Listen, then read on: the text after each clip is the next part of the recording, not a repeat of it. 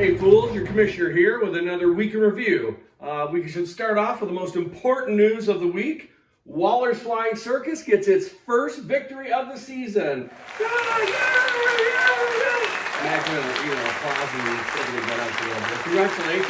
You actually had a pretty decent day. Lucky enough to go up against yours truly, who kind of basically petered out after Jared there had a great day.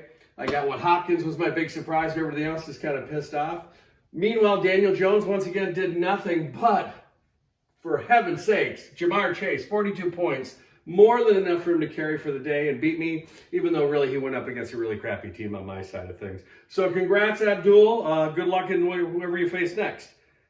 After that, we had Chronic Roaches versus Mullet Militia, which was really just a pounding straight through and through. The injury killed Lauren here with Richardson going out. Kamara had a surprisingly big day. That hasn't happened in forever. And then Breece Hall actually killed it today too. But other than that, Lauren kind of didn't have anything going on. Roger had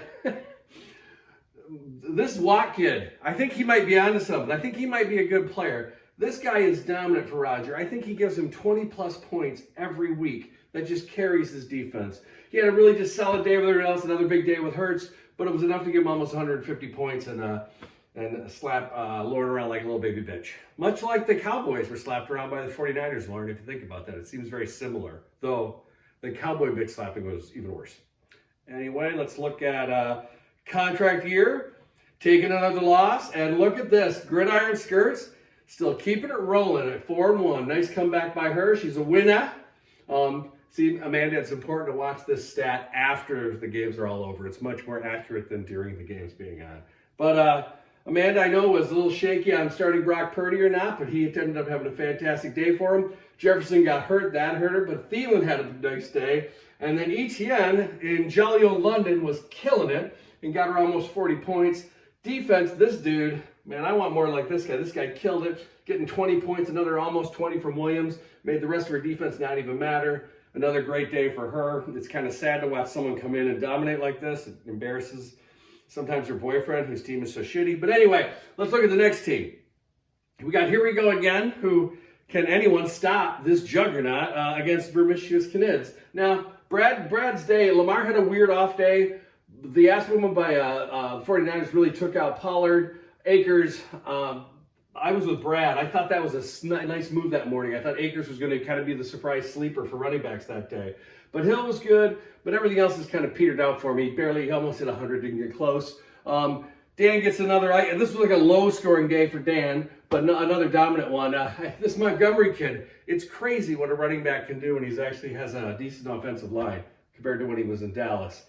Even a couple of guys didn't show up, but it was round enough, and Mahomes is Mahomes. You always get solid points, and McCaffrey's solid too. Keeping on Dan's winning streak. How much longer can it go, right? That's what I keep thinking. And lastly, we had Mikos Marauders versus Whipping Boys. Dominant day by our man Jason. Josh Allen, huge day. Derrick Henry didn't do much, but Pacheco, I love it. It's always rolling the dice with your Chiefs running back. What Chief is going to be the running back that day? He killed it for him. Nakua, great pickup. It was great keeping him in the lineup even though Coop was back.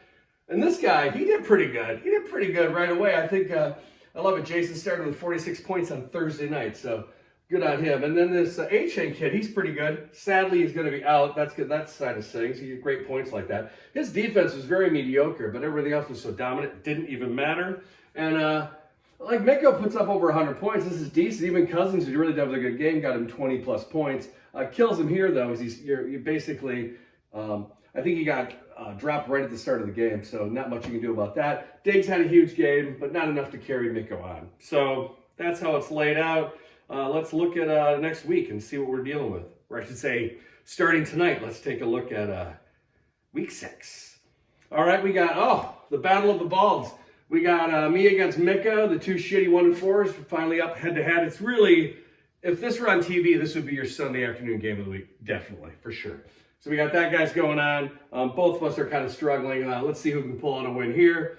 This one looks interesting to me. They're predicting like a 1-point game. I think that's fairly accurate. Both these guys have pretty decent teams.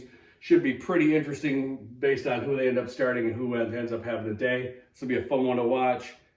Then we've got contract year versus Michigan's kids. That's a real mystery. That's like they're calling that one very close too. These guys have been putting up points, so it really just depends on what guy shows up. They're looking like Dan's going to dominate again against Amanda, Gridiron Skirts. We'll see how that goes. They're picking him by 20 already, but he has been dominating. So, Amanda, it's time to shut this bullshit down. As a rookie, you owe it to the rest of the league to take this guy out.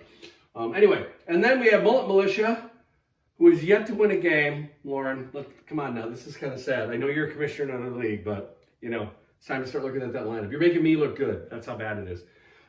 He's going up against Walter's Flying Circus, who has actually won a game with Giant players, Lauren. He's on almost all Giants, and he's winning a game. So we look for Lauren to bounce back with a victory, or maybe Abdul's going to start a winning streak, and we're going to have this outsider Giants team just start making its roll. I'm sure that's going to happen.